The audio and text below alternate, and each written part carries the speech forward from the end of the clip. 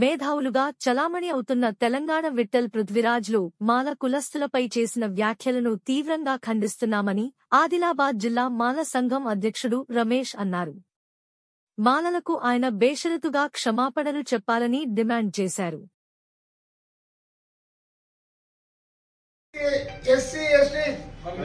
మాల సంక్షేమ సంఘం జిల్లా కమిటీ ఆధ్వర్యంలో మొన్న జరిగినటువంటి సోమాజిగూడ ప్రెస్ క్లబ్లో మాల సంఘం మాలలపై చేసినటువంటి వాక్యాలను పూర్తిగా ఖండిస్తున్నాం.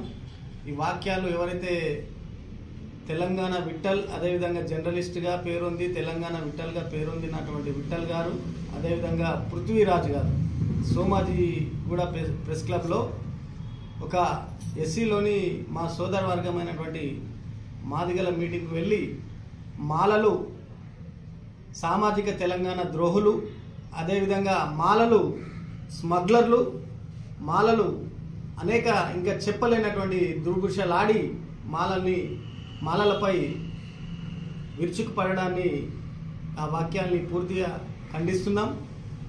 అదే విఠ్ఠల్ కానివ్వండి పృథ్వీరాజు కానివ్వండి బేషరతుగా మాలలకు బహిరంగంగా క్షమాపణ చెప్పాలని చెప్పి మేము కోరుతున్నాం.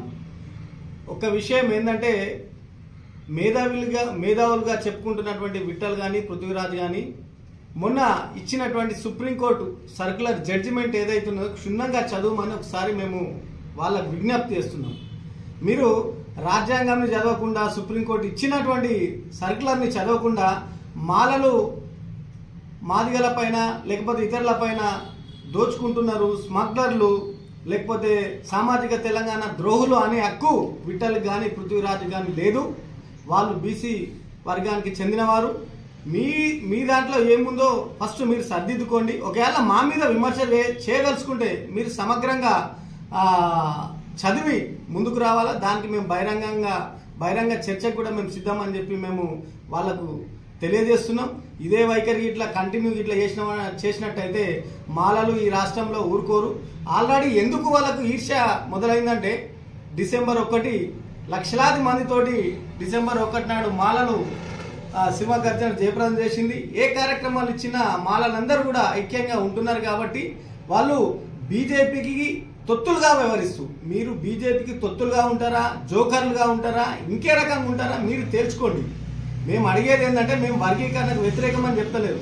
నిజంగా విఠ్ఠల్ కానీ పృథ్వీరాజ్ కానీ నిజంగా దమ్ము ధైర్యం ఉంటే నరేంద్ర మోడీ దగ్గరికి వెళ్ళి కాళ్ళు పట్టుకోండి. మందకృష్ణ దగ్గరని ఎత్తుకొని పోయి నరేంద్ర మోడీ కాళ్ళు పట్టుకొని ఆర్టికల్ 341 ప్రకారం మీరు వర్గీకరణ చేయండి. మేము దానికి వ్యతిరేకం కాదు. అంతేగాని ఏ విషయాలు తెలుసుకోకుండా రాష్ట్రంలో ఉన్నటువంటి మాలలను మీరు ద్రోహులని లేకపోతే స్మగ్లర్లు అని చెప్పి మీరు విమర్శించడం తగదు.